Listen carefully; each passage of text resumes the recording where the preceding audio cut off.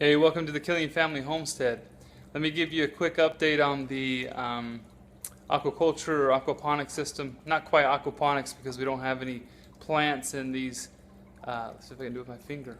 Oh, not there. Any plants in these two constant flow beds. But let me give you a quick update and give an example of why I like when people post comments, suggestions, and questions on YouTube, because I learned something new. So what I'm doing here is I'm emptying out this radial flow filter. I do it once a week. And what I was doing is I was hooking that up right there to a hose and taking the hose out to garden beds in either side of the garage here. And because it was attached to a hose, the flow rate was really slow. What I'm going to do now is use a bucket and put it right underneath the bucket. That's why I put that flow pipe at that height, because a 5-gallon bucket fits underneath it. But I was thinking that I would have to, unfill or dump out the bucket too frequently to clean this out. Well, the reality is that because it doesn't have a whole long ways to travel, the flow is really fast and it takes out a lot of the solids. I've only done one bucket so far, and if you can tell, there's only that much left. The whole bottom of it was filled with discard. And so that was awesome, and that's a good breakthrough. And I learned that from somebody that posted something on my YouTube channel and just said, "Whew, you're gonna have to find a way to get the flow up," and completely agree. So let me show you this right here. Okay, like I said, you see here's a baby tilapia here that passed away in that tank, but you probably can't tell, but down at the bottom, all of the solids have settled at the bottom, and this bucket's just going to be dumped right into the garden over and over and over again. In over a year or two's time, that's going to be a lot of fish waste that's going to go feed the garden. And like I said, this whole bottom was filled with that much solids, and when I turn that nozzle on,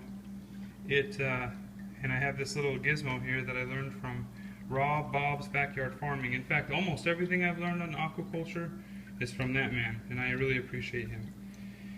Okay, so I'm going to vacuum up the bottom and be done with it, but let me just, while there's no movement of water here, disrupting the water surface, let's see if I can get it focused. There we go.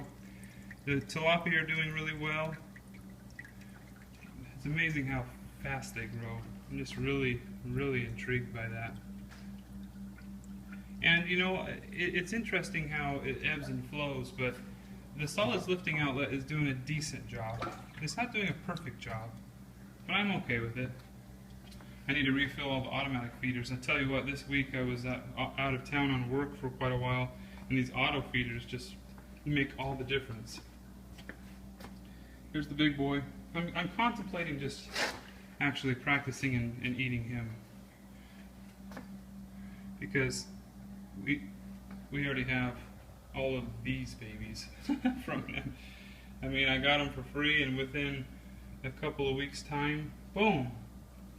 Obviously there's a bunch of solids in the bottom because I want them to eat that, but also because the standpipe is removed. I wanted them to just be able to, I guess, graze at their leisure. I don't know how many babies are in there, but quickly grew our stock from 0 to hundreds real fast. Okay, we're in that stage of the year where, you're getting lots of cucumbers and melons and things like that. Look at how well our sweet potato did. I think there's 3 actually plants. But this time of year where you're getting prepared the soil for your fall crop and also for next year's crop. So there's a ton of compost piles and waste. We've harvested everything almost except for tomatoes.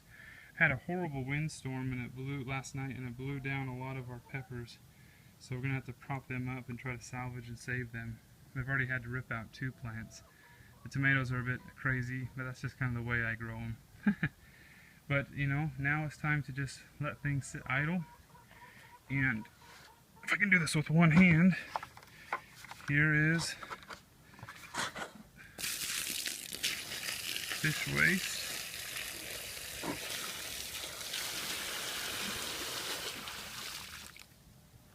There we go.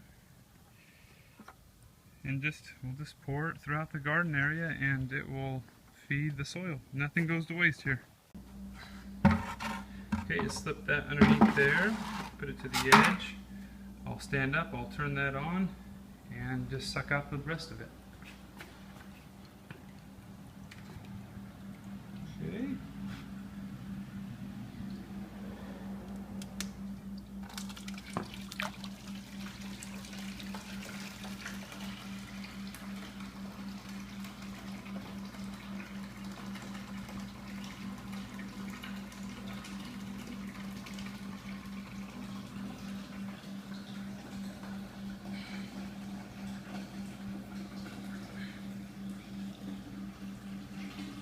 Look at these babies that are still in there that I missed. Gotta get them out. It's amazing that they're growing so well inside the radial flow filter.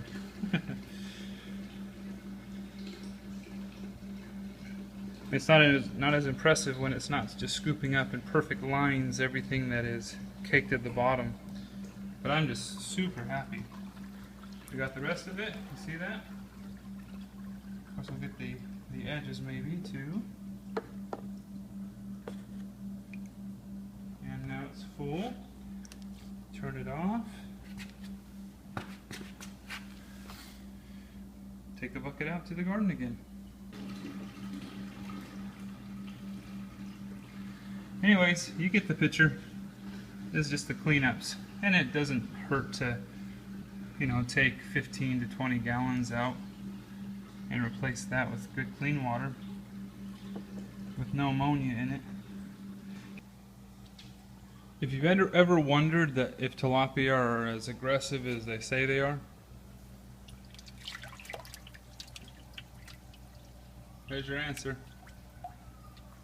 They're always hungry, no matter what. That's why they grow so well. So I bought these backflow stop valves, you could so to speak, that has a flap, and it's right here, and I attached it down there, and it took quite a long time to figure out how to do this. And really, I was just not thinking smart, because anyways, these right here have little tiny, let's say, gaps in the flap that closes, okay? If there's not enough weight to close it as it pushes, let's say the pumps turn off and the water's trying to push back down. Well, this pipe kept siphoning back. And you can see how that'd be a horrible problem if I was gone, power failure, it turns off, and there's a slow seepage backflow into it. It slowly raises and spills over and floods the whole garage, right? So that's why I thought that these two things had to be done.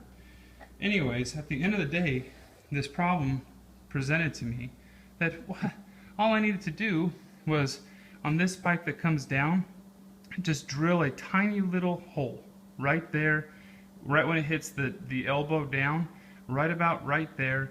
And what happens is, yes, it will siphon this amount of water back into it, and maybe this much in volume, okay? But once it hits that hole, it breaks the siphon, and all is well.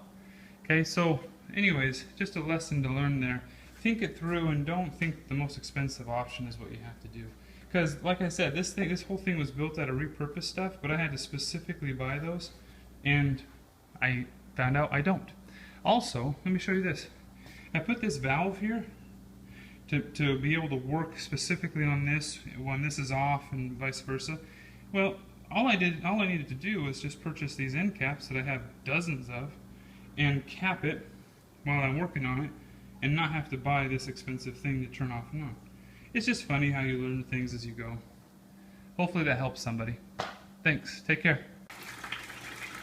I can also do the same when I'm doing a water change, which, 5 gallons here or there isn't much, but it can help. This is what I do. On both sides, you'll see that this equalizer pipe is what I call it, to make sure all the water level stays equal. But it also acts as a dump pipe there. And the reason why I left this one, I guess, unglued, what do they call that? A wet run? I think like. Anyways, I kept this one unglued because there's not going to be any shifting or water pressure or anything on it, and I wanted to be able to rotate that up and down, using it and not using it. because I do not want any of my children to be tempted to turn that thing on. Okay. Anyways, thanks so much for watching, guys. Just wanted to give you a quick update. I need to get the air and water moving again so that I can get oxygen into all of this.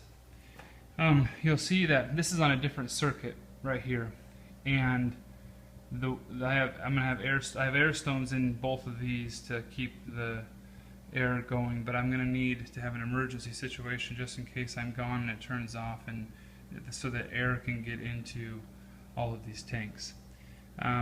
Again, fun activity, constantly making me think. Got to make sure I have risk management too, so I don't get water everywhere, kill the fish. I have expansion plans. Just subscribe and like the video if you do like it, and please subscribe.